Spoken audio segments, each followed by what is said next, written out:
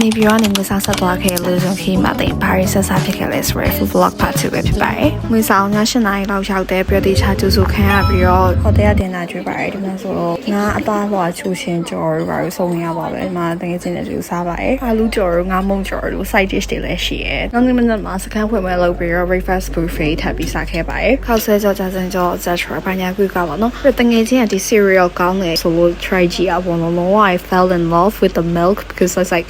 ပြင်းနေပြီးတော့no line ဖတ်တယ်အများကြီးတော့စားလို့ကောင်းတယ်။ဒါတော့သမင်းစားဆောင်ကနေမြင်ရတဲ့အရင်လှတဲ့ sea view လေးပါ။ EY ဆိုတော့ပြန်ပြီးတော့ dessert အကျိုးသေးဖို့ဖေးသည့်တခေါင်းဝင်သည့်လည်းစားပါတယ်။ lunch ကလည်း hotel က buffet ပဲပြန်စားရဆိုတော့တိတ်ထမရိုက်တော့ပါဘူး။ပြီးတော့ညဘက်မှာဖြောပြီးစီစဉ်နေနဲ့ပျော်ပျော်ရွှင်လုပ်ပြီးတော့နောက်နေ့မနေ့ကျတော့9 နာရီထားပြီးတော့ကန်းစီမှာ track suit ဝေးပြီးတော့ကာရလုပ်ဖို့သွားပါတယ်။ calorie ban ပြီးသွားပြီဆိုတော့ calorie ပြန်ထိတ်ခင်လုပ်ဖို့ breakfast ကိုဝါဝထပ်ပြီးစားပါတယ်။ hotel မှာလေ9နဲ့ပြင်နေစားနေတလဲစီချက်တယ်ပေါ့နော်ဟုတ်လို့ကောင်းမယ်မယ် UVE လာတယ်စားတောက်ပြီးနေခင်ကျတော့တိမ်လို့တိမ်မျိုးကိုရှောက်ပတ်ရပါတယ်အခုဒါပသိမ်မျိုးမှာ share like amusement park မှာကင်းနေတဲ့ဖြစ်ပါ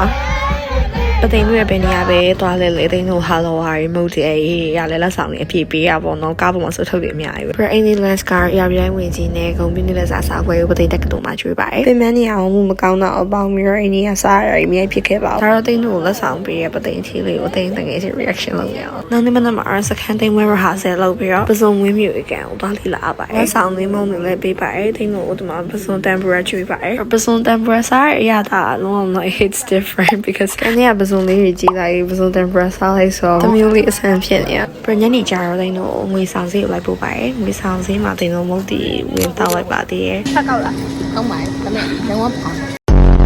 ဟုတ်တယ်ပြန်ဆိုသိမ်းလို့အုံးကြီးတောက်ရပါတယ်ပြန်ပြီးတော့ပြင်ပန်းနိုင် refresh ပြန်ဖြစ်သွားတယ်အဲကြတော့စကန်သိမ်းဝဲမှာဟိုတယ်က barbecue stand လုပ်ပြီးတော့ဒီအခင်းတွေအစုံစားပါတယ် finally beach လာပြီးတော့ seafood ငါးသားဝိုင်းမဟုတ်ဘဲနဲ့အကောင်းလိုက်ထည့်လိုက်စားရပါပြီစားတော့ပြီးတော့ခန်းချင်မှာမီးရုံဝဲမီးရှိပန်းနေနဲ့ဝေးဆောင်ဝေးဆိုစကန်သိမ်းဝဲကျင်းပါပါတယ်ဖွဲ့ပြီးတော့ခုနကမကုံသေးတဲ့အကျန်းတွေထပ်စားဖို့ဆိုပြီးတော့တင်ထားပါတယ်နောက်နေ့မှာတော့ငွေဆောင်တဲ့အားလုံးနှုတ်ဆက်ပြီးတော့ရန်ကုန်ပြန်လာခဲ့ပါတယ်